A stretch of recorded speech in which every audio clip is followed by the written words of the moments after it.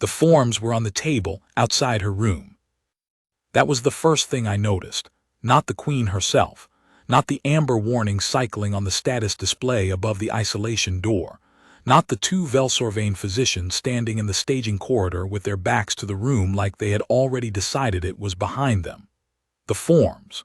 A stack of 3, set on the small composite table beside the annex entrance, sealed with the Velsorvain Medical Council's stamp in deep crimson.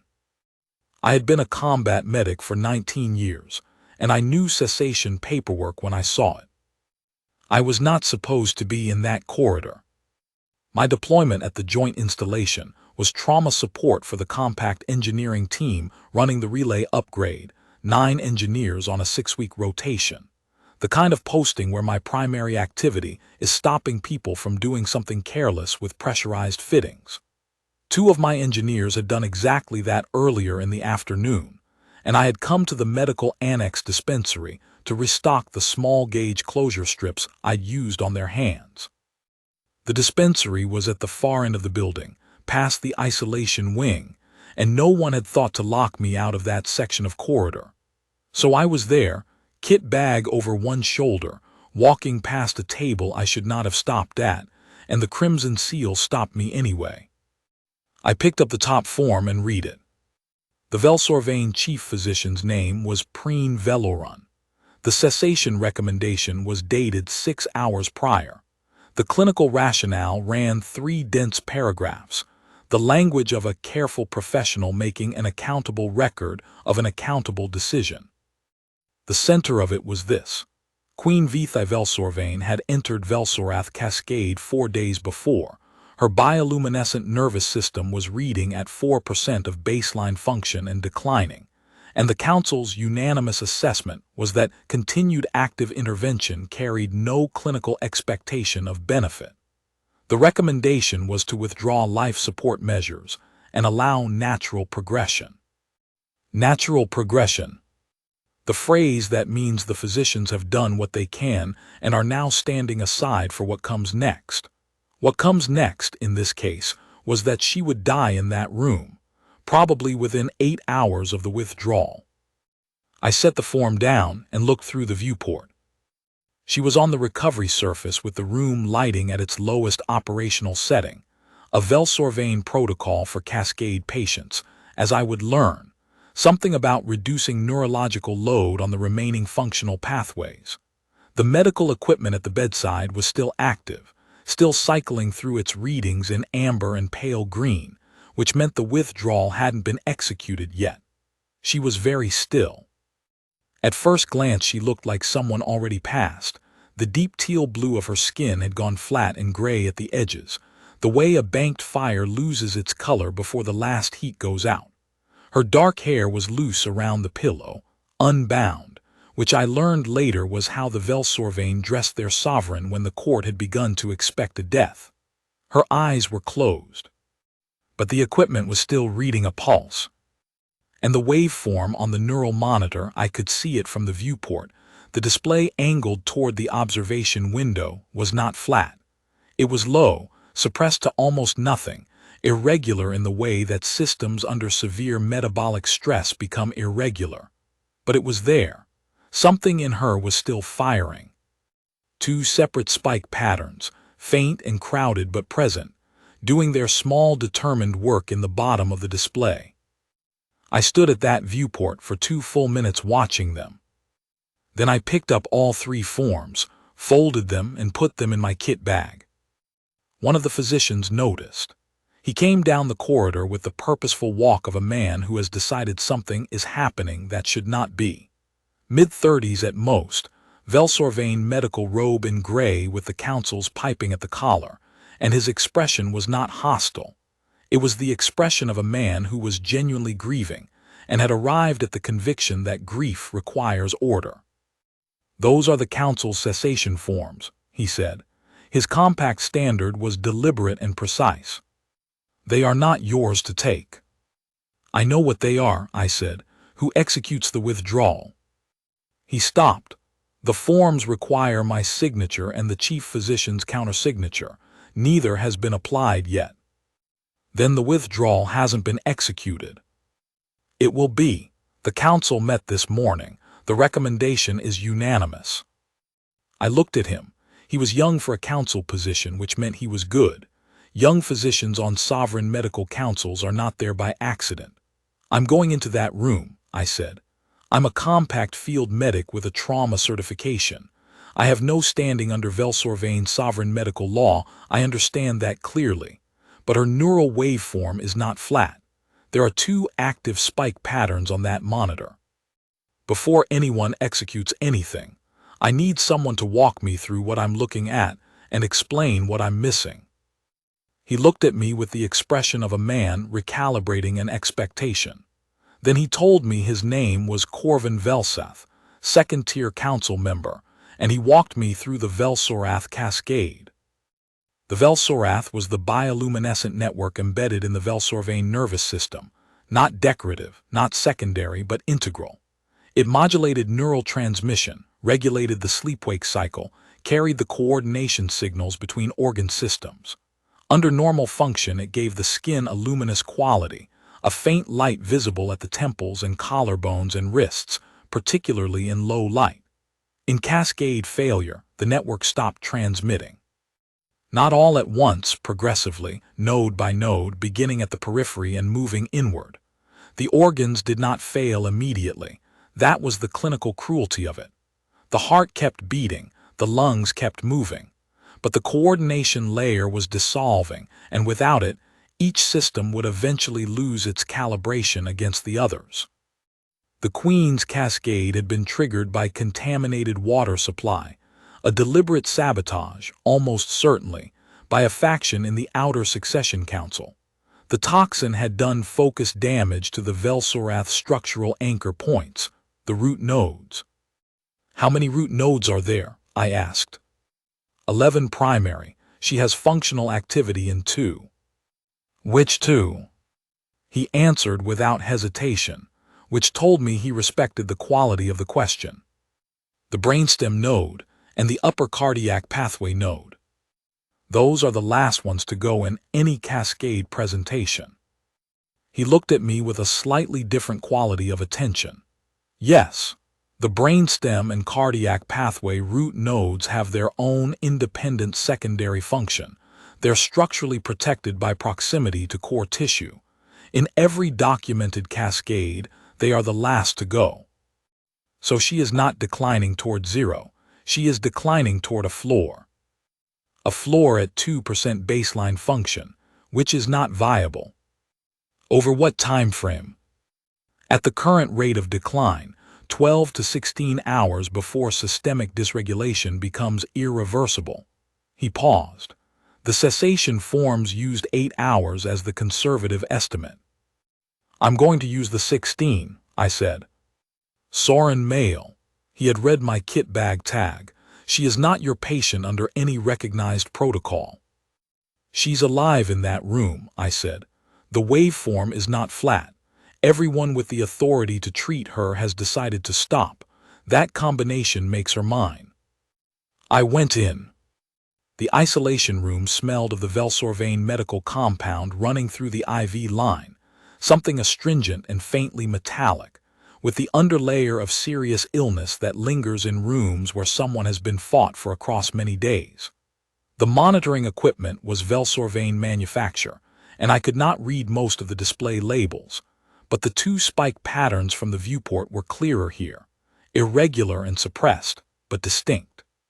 2 surviving nodes, each doing its own maintenance work in the bottom of the waveform display, separate from each other in their rhythms.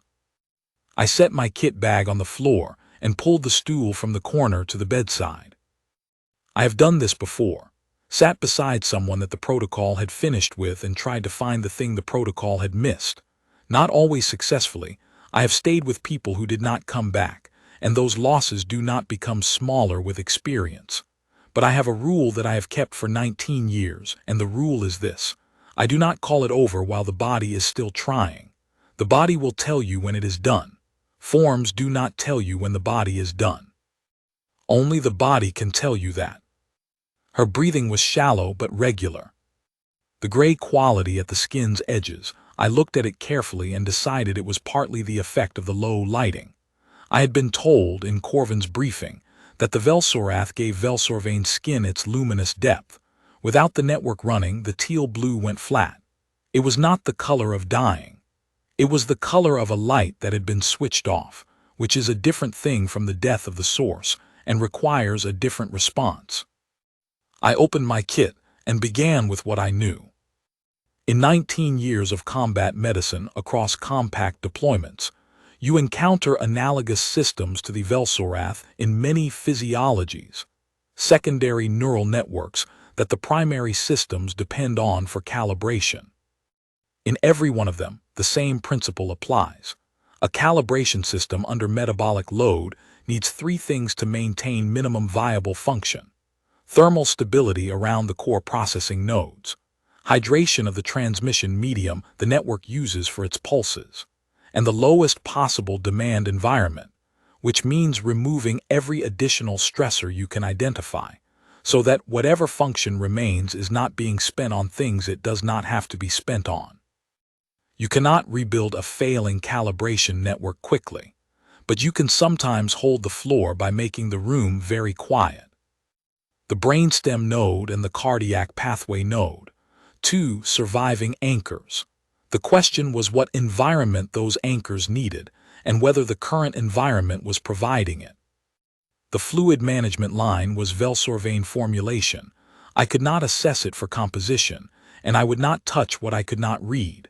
That stayed as it was. Temperature was the first variable I could act on without risk of compounding what I could not see. The room was at standard Velsorvane medical setting, slightly cool. I did not know whether cool was right or wrong for the root nodes. Corvin appeared at the door at the 90-minute mark. "The chief physician wants you removed from the room," he said. "Tell him to come tell me himself," I said. "What temperature is she running?" He checked the monitoring display. He told me. "What is the optimal operating temperature for brainstem root nodes in Velsorath cascade?" A pause during which he looked at the monitors rather than at me. "The research on that is limited. The cascade presentations in our records suggest the root nodes function optimally at slightly higher temperature than the standard medical protocol provides. The council uses standard setting because there was concern about vasodilation and increased metabolic demand accelerating the cascade. If I apply localized thermal support to the brainstem region at 2 degrees above her current temperature, what is the realistic worst outcome?" He worked through it seriously, which I respected. He was not giving me a protocol answer. He was actually thinking about the question: mild vasodilation. Fractional increase in metabolic demand on the surviving nodes. Theoretical risk that the demand increase exceeds their remaining capacity and accelerates the terminal progression. And if the nodes are currently operating below their capacity threshold, then the thermal support would reduce the gap between demand and capacity, theoretically the correct direction. "I'm going to try it," I said. He did not give permission. He also did not leave. I applied a thermal pack, a compact standard pack designed for human use, to the back of her neck, below the hairline, where the brainstem node would be closest to the surface in any anatomy I had worked with. I held it in place by hand rather than securing it, my thumb at the edge so I could monitor the temperature gradient and pull the pack immediately if it moved too warm. And I sat with it and watched the monitoring display. For the first 3 hours, nothing changed. The waveform continued its low, irregular pattern, not declining but not improving. I kept the pack in place, checked the temperature at regular intervals, and waited. Corvin took the room's secondary chair without announcement and sat across from me. At some point, he retrieved a second stool from the staging room, and we were 2 people on either side of the recovery surface, watching a display together. At 3 hours and 40 minutes, the waveform changed. Not dramatically. It was a fractional change in the brainstem node spike interval, the spikes becoming very slightly less compressed, The rhythm loosening in the specific way a rhythm loosens when the system generating it is operating under fractionally less strain. I noticed it before Corvin did and pointed to the display. He leaned forward. He was quiet for a long time.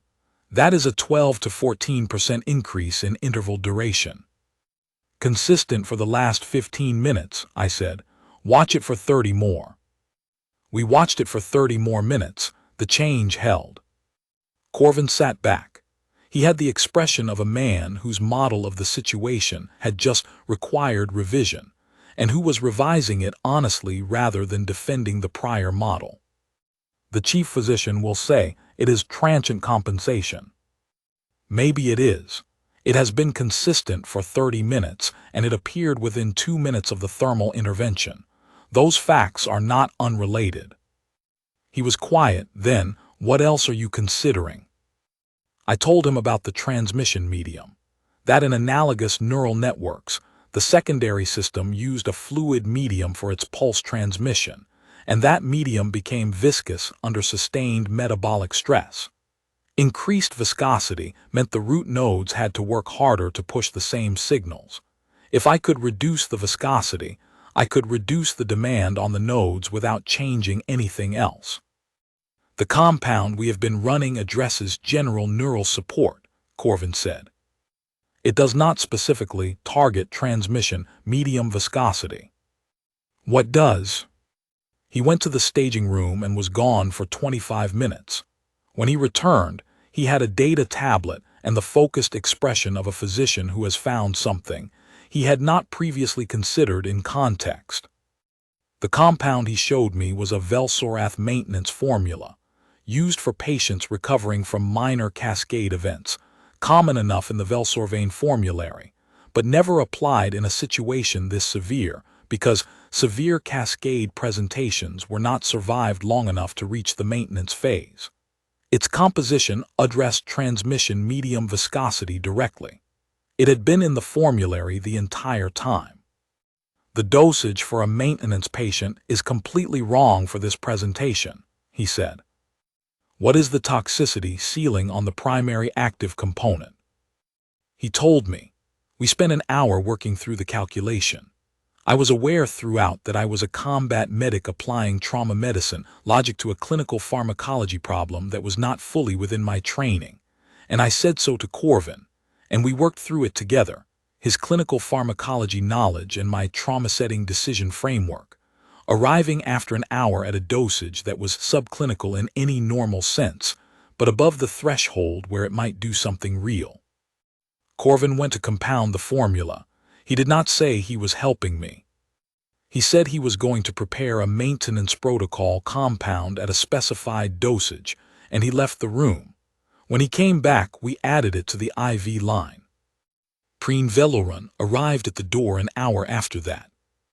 He was older than his signature on the forms had suggested, perhaps 60, gray in the Velsorvain fashion, carrying the composed authority of a man who had spent decades in sovereign medical service.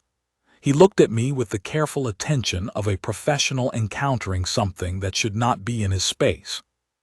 You are a compact field medic, he said. Your certification carries no standing under Velsorvain sovereign medical law. I know that. The Council's recommendation is unanimous. We have provided the highest available standard of care over 4 days. The cascade has progressed to the point where continued intervention holds no expectation of clinical benefit. Her waveform has improved 14% in the last 2 hours. He looked at the display. He had been watching from the corridor. I could see in his face that the numbers were not news to him. An anomalous fluctuation. Transient compensation is documented in cascade progression records. Consistent for 2 hours after a specific intervention is not an anomaly. It is a data point. You have no authority here, he said. I know that, I said. I'm not claiming authority. I'm saying the waveform changed when we changed the thermal environment, and I want to understand why before anyone executes the withdrawal. I'm not telling you that you drew the line in the wrong place. I'm saying there is still a line to draw, and I am not ready to draw it yet. He looked at me for a long time. His expression was not hostile. It was tired, genuinely tired, in the way of a man who has been holding a vigil of his own for 4 days, doing everything in his considerable skill and experience, and who has written cessation forms not because he abandoned his patient, but because he reached the honest conclusion that continuing past the threshold of viable intervention is its own harm. Prolonging a dying patient's process of dying is not care. He believed that. He had drawn his line with care and conviction. I disagreed with where the line was. That was the whole of it. You have no authority here, he said a second time more quietly. I know, I said the same way. I'm still not leaving. He left without executing the withdrawal. I watched the door for a moment after he had gone, then turned back to the monitoring display and the 2 spike patterns doing their separate work. There was a version of that conversation, I knew, where he came back with a court security officer and had me physically removed from the installation. He had the authority for that. I had no standing to resist it. The Compact Medical Service does not extend jurisdiction over sovereign medical decisions made by other species in their own territory, and I was fully aware of that limitation. He did not come back with a security officer. He did not return at all that night. Whatever was working in him, the physician's obligation to look at evidence, the specific difficulty of executing a withdrawal when the numbers on the display were no longer what the withdrawal had been written for, he kept it to himself, and it kept him out of the room. I was grateful for that, in the plain, practical sense of someone who had a job to do and preferred not to be interrupted. I did not spend time thinking about what Preen Velorun was experiencing in the corridor. I spent the night watching the waveform. The second day was harder. The Velsorath cascade does not decline in a smooth curve. I learned that across those hours. It moves in waves, a period of relative stability, then an acute deterioration phase where damaged nodes complete their failure and are shed by the network, then a shorter stabilization as the surviving nodes adjust to the new load, then another deterioration. Each wave brings the waveform lower.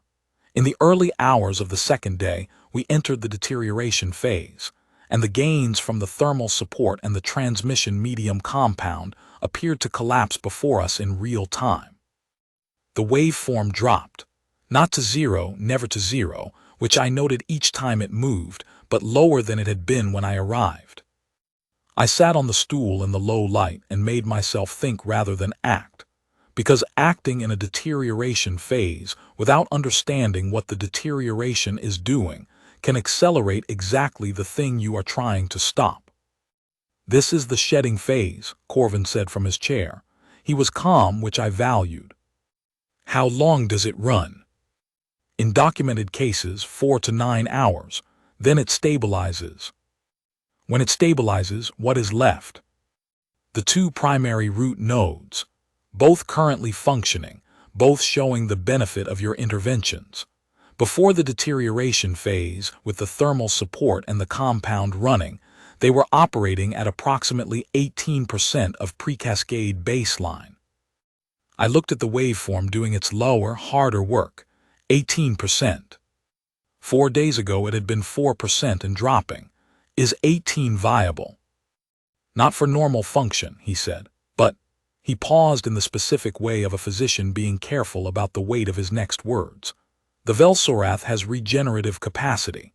In patients who survive minor cascade events, new secondary pathways develop from the surviving root nodes. They grow toward the damaged regions. Over time, weeks, not days, the network rebuilds partial function. We have documentation of this process. In minor cascade survivors. Yes, in a presentation this severe, if regeneration were possible at all, we have no data. We have no prior survivors of a 4-day primary cascade with root node function below 5%. We might have one now, I said. He did not contradict that. There was nothing to do during the deterioration phase except maintain the interventions and monitor. The thermal pack stayed in place. The compound ran at its calculated rate. The waveform moved lower and then lower again, and each time it moved I did the calculation. Is this the floor, or is there more beneath? I had been in enough deteriorating situations to know that the answer to that question is never comfortable. You are always on the edge of more beneath. Corvin and I talked about the mechanism, the way the network reorganized around the surviving nodes, how the secondary pathway formation process worked in minor cascade survivors, what conditions the literature described as supportive.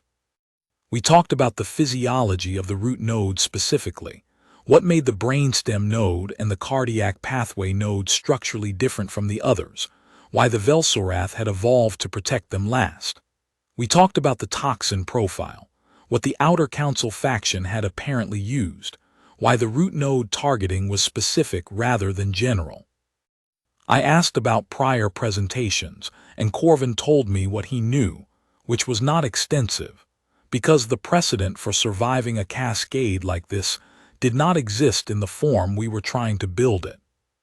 I talked partly to understand the mechanism better, partly because the hours move differently when there is a working conversation in them, and partly, I think, because the alternative to the conversation was sitting in silence in a dim room watching someone's waveform decline, and while that is something I have done before and can do again, the conversation made the watching different.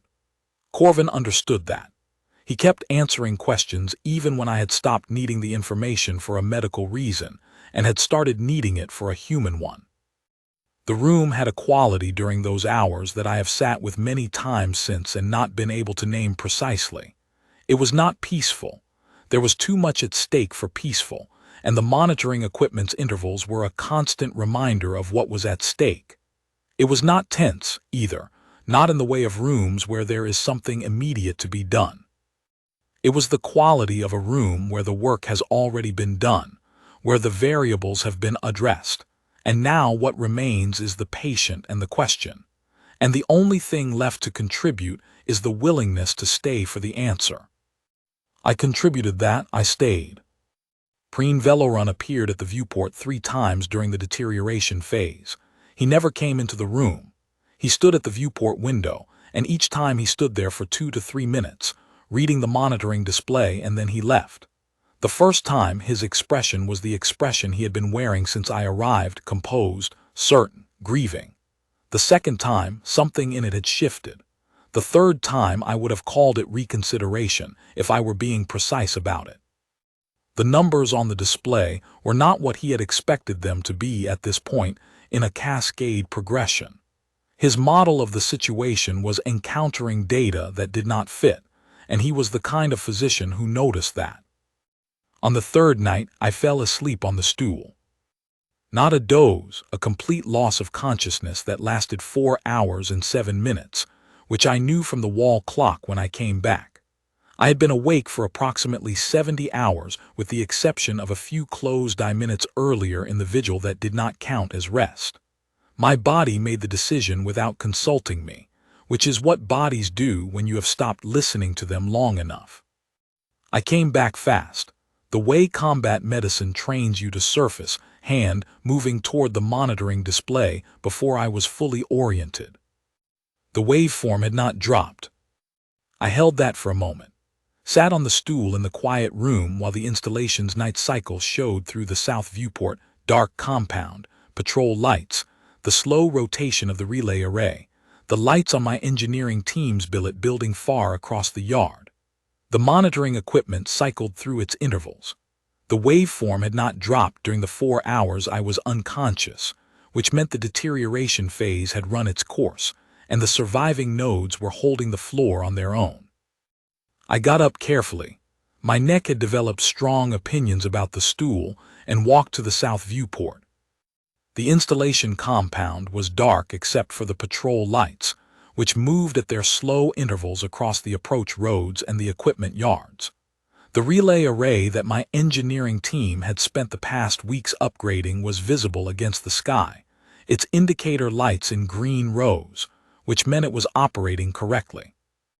Somewhere in the billet building across the compound, 9 engineers were sleeping between their scheduled shifts, their immediate medical concerns limited to the closure strips I had applied to 2 sets of hands 3 days ago.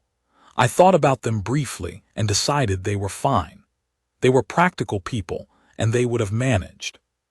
The south viewport also gave me a view of a portion of the medical annex corridor, through the external glass. The corridor was empty and dim, the way a medical corridor looks at 4 in the morning, the overhead panels at their night cycle, the floor pale and quiet. I had spent a significant part of the last 70 hours in that corridor, or in the room it led to, or sitting on a stool beside someone in that room. Standing at the viewport and looking at the corridor from outside was a strange inversion of the usual order of things. I turned back to the room.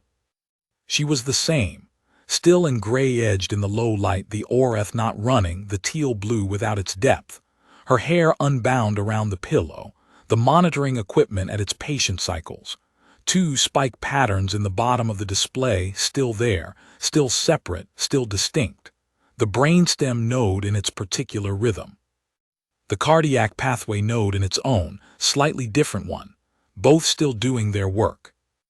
I pulled the stool back to the bedside and sat down. There is a specific kind of knowledge that comes from sitting with someone for a long time without being able to do anything active. You learn the patterns of the monitoring equipment, which sounds are normal cycling and which are different, which changes in the display are drift and which are real. You learn the rhythm of their breathing, what the shallow regular looks like versus the slightly changed shallow that means something has shifted.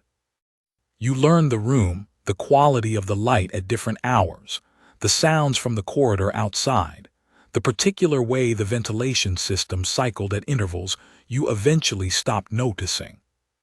I had learned this room.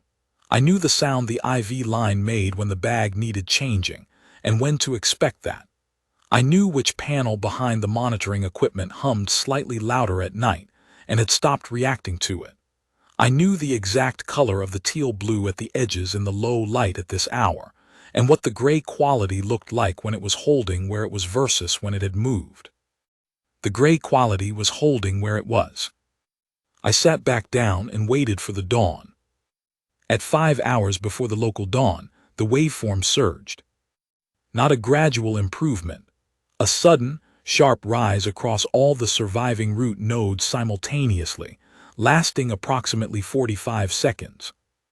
I was on my feet before I had decided to stand, my hand at the display before the surge had finished, checking and rechecking the readings with the specific discipline of not celebrating before you understand.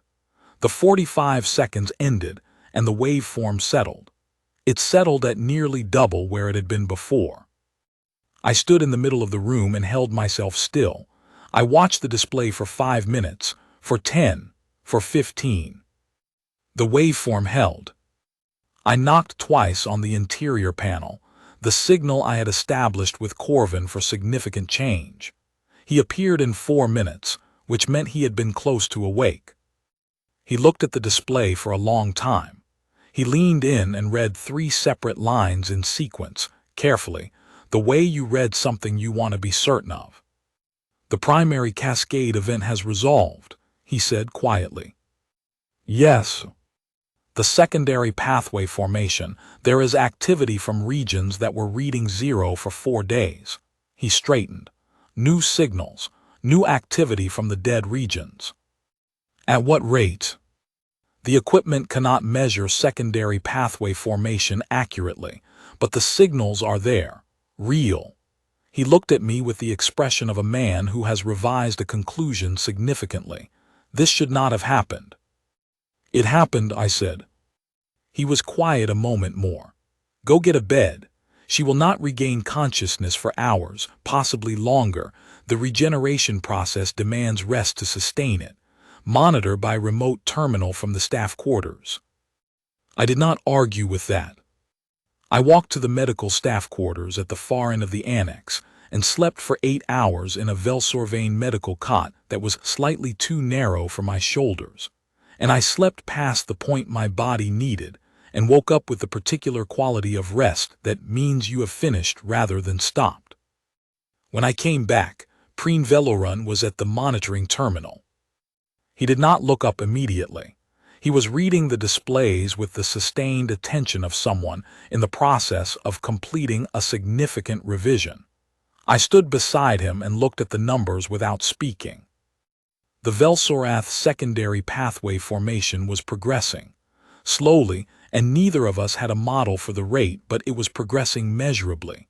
The cascade had not paused, it had turned. I withdrew the cessation recommendation from the council record this morning, he said, without looking away from the display. Corvin told me.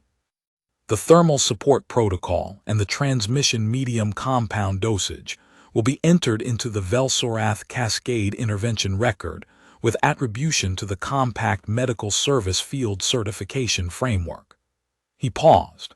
The Council will undertake a formal review of cascade intervention threshold criteria. I understood what that meant. In the Velsorvane medical record, going forward, there would be documentation that said, the threshold at which we stopped was not the threshold at which intervention stopped being possible. That would change the next decision. It would change the decision after that.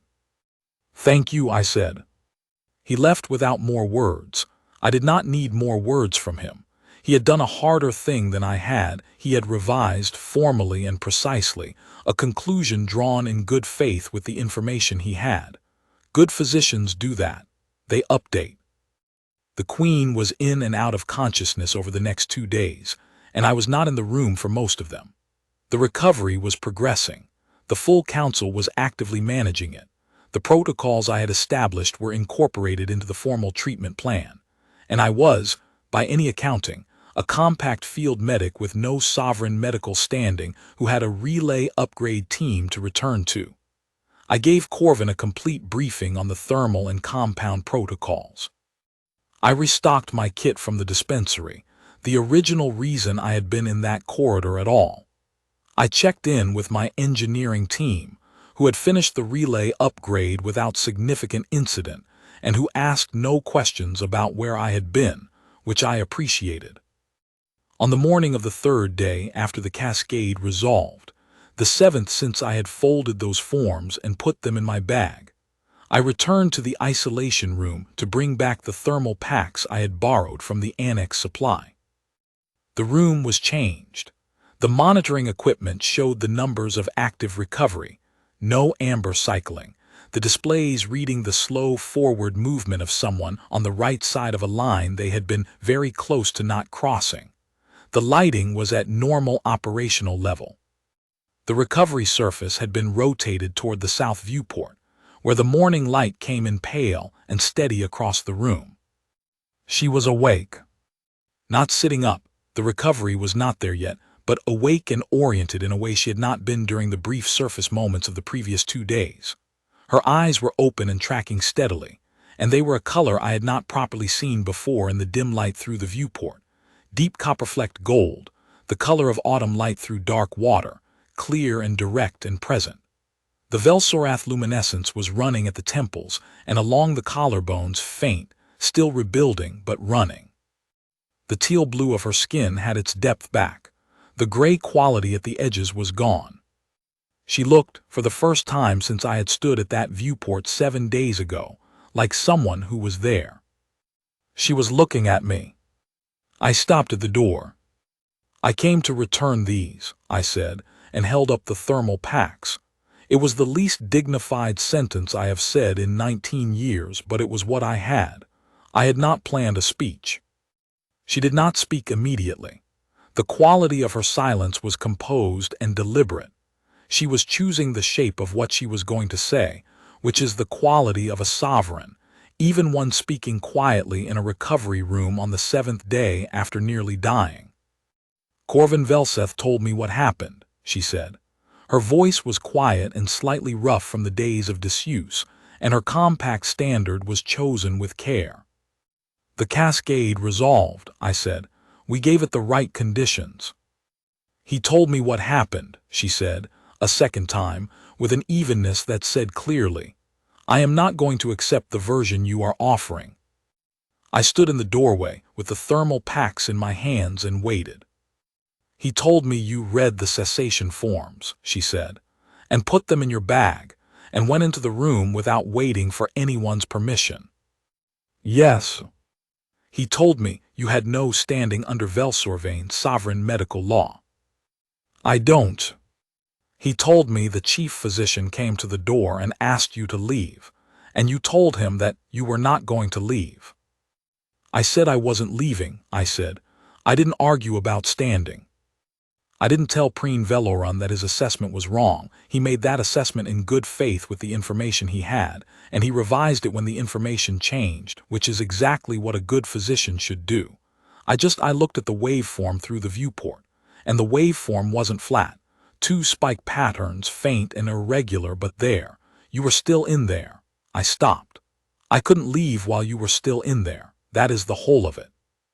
She looked at me for a long moment. The morning light from the south viewport came across the recovery surface and found the Velsorath luminescence at her temples and collarbones. And in that light it was clear, clearer than any monitoring display, that the network was running. Faint and still rebuilding its secondary pathways, not at any fraction of normal function yet, but running. The lamp was on. "In the Velsorvain medical tradition," she said, "a physician who stays past the threshold of viable intervention, past the withdrawal of the council, past the consensus expectation, that act has a formal name. Velsorath Male, the keeping of the light." I did not say anything. The last documented Velsorath Male in this house was 300 years ago. A court physician who stayed with a queen in Cascade when the council had formally withdrawn, and who remained until the Cascade resolved. He was named Velsorath Keeper for the house for the duration of his life. It is the highest designation in the Velsorvain medical record. "I'm not a Velsorvain court physician," I said. "No," she said. There was something in her voice that had the quality I have learned to recognize across 19 years, the specific sound of someone allowing themselves, carefully, to find something real in a situation that was not supposed to have anything real left in it. "You are a compact field medic who came to restock a laceration kit." "Yes." "I am going to give you the Velsorath form," she said. "The Velsorvain first form acknowledged presence designation. It is the formal language by which my house says it has seen a person, has named them in the record and in the living memory of the house, and will not set them aside." I opened my mouth to say something about standing and recognized, before I spoke, that it was the wrong response, and I stopped. "I know you do not require it," she said, before I could find a better response. She had seen me start and stop, and she addressed what she had seen. "I know it carries no standing in any compact registry. I know you did not stay in that room because you expected recognition of any kind." She looked at me with the copper-flecked gold eyes, steady and clear. "That is precisely why I am giving it." She spoke the form. 3 components, in Velsorvain Old Tongue. I have heard formal addresses in a dozen alien languages across 19 years of deployment, and I have never fully learned any of them. But I listened to this one with a particular quality of attention that I have not given to anything in a long time. Corvin was in the corridor. I did not know it until afterward, and he wrote the form out for me phonetically before I left the installation, with the compact standard translation of each component below it. The first, "My house has seen this person." The second, "My house names this person in the record and in the living memory of the house." The third, "My house will not set this person aside." When she finished, she looked at me with the quiet steadiness of someone who has been very close to the edge of a thing and has come back from it with a specific clarity, the clarity that comes from having been in the dark and found the way out, which I have seen in patients before. It is not the same as ordinary recovery. It is the look of someone who was almost lost and knows exactly what they were almost lost from. "You kept the light," she said, in compact standard, plainly, not as ceremony but as an accurate statement. I stood in the doorway holding thermal packs and found that nothing adequate existed to say. So I said the only true thing I had. You were still in there, I said. The waveform wasn't flat. I couldn't leave while you were still in there. She was quiet for a moment. The morning light moved slightly as the installation's rotation shifted it, and the Velsorath at her temples moved with the light. Yes, she said, I was. I set the thermal packs on the supply shelf beside the door. I said I hoped the recovery continued at its current rate, and that Corvin had everything he needed from the protocol documentation. Then I left her to the morning light and the ongoing work of coming back the rest of the way, which was entirely hers to do, and which I trusted she would do thoroughly. I went back to my engineering team. 3 weeks later, in the compact medical service rotation report, I included the full protocol documentation alongside the standard trauma summary, the thermal support approach and the anatomical reasoning behind it, the transmission medium compound dosage framework and the calculation method, the cascade progression analysis, the secondary pathway formation timeline as observed. Corvin had asked me to include it, and Preen Velorun had formally endorsed the inclusion. It went into the Compact's cross-species medical archive under the heading Velsorath Cascade Intervention, Emergency Protocol, Non-Standard Approach, annotated with the Velsorvane Council's technical review, and a note in Preen Velorun's own precise language. The human medic in question demonstrated that the threshold criteria for cessation in Velsorath Cascade presentations require formal clinical review. That line will be in the archive for as long as the archive exists. I take it as what it is, a precise, careful addition to the record, written by a good physician correcting what he knew when the information required correction. Somewhere in the future, a Velsorvane Medical Council will face a cascade presentation with 2 root nodes still active, and they will ask more questions before they reach for the cessation forms. I have thought about what I would have done differently. The transmission medium compound. I spent too long on first principles when Corvin had the formulary within reach. I would ask that question an hour earlier, and I would go into the formulary conversation with a clearer picture of the compositional requirements before expecting him to search for what I needed. The thermal application. It was based substantially on analogy with other physiologies, not on direct knowledge of the Velsorath, and there was a version of that decision where the analogy was wrong, and the intervention accelerated the deterioration rather than slowing it. I would want more anatomical grounding before doing it a second time. I would brief Corvin more completely in the first hour about the full scope of what I was considering, rather than introducing the compound question after we had already been in the room for hours. That cost us time we did not need to spend. These are real improvements. I think about them because the next person who finds themselves in that corridor with those forms in their hand deserves a better protocol than I was making up from first principles on a stool. But I would not have left the room. That part I would not change. The forms are not the patient. The unanimous assessment is not the patient. The council's threshold of viable intervention is not the patient. The monitor is the patient, the specific waveform on a specific display, 2 spike patterns in the bottom of the readout, faint and irregular and present and doing their work. You look at what the body is still doing. You work from what is actually there. And you stay until the body tells you it is done, because the body always tells you when it is done, and until it does, you have a job. I carry the Velsorath form in my field notes, 3 components, phonetically transcribed by Corvin with the standard translation below each one. I do not read it often. I know what it says. She was in the room in the low light for 4 days. She was in there the whole time, and someone looked at the waveform and saw that and stayed. I think about that sometimes when a rotation is quiet and there is time to think. The specific quality of those hours, the dim room, the monitoring equipment cycling through its intervals, Corvin on his stool across from me, the waveform doing its small determined work, the thermal pack held by hand against the back of her neck with my thumb at the edge to read the temperature, the corridor outside. The forms folded in my kit bag. The way the room stayed quiet and the work stayed simple, and the body, which always tells you when it is done, which had not told me yet, kept doing what it was doing. I gave the surviving nodes the quietest room I knew how to make. I held the temperature steady. I kept the lamp on. The lamp was still on when she came back. That was enough. It was, in the final accounting, exactly enough.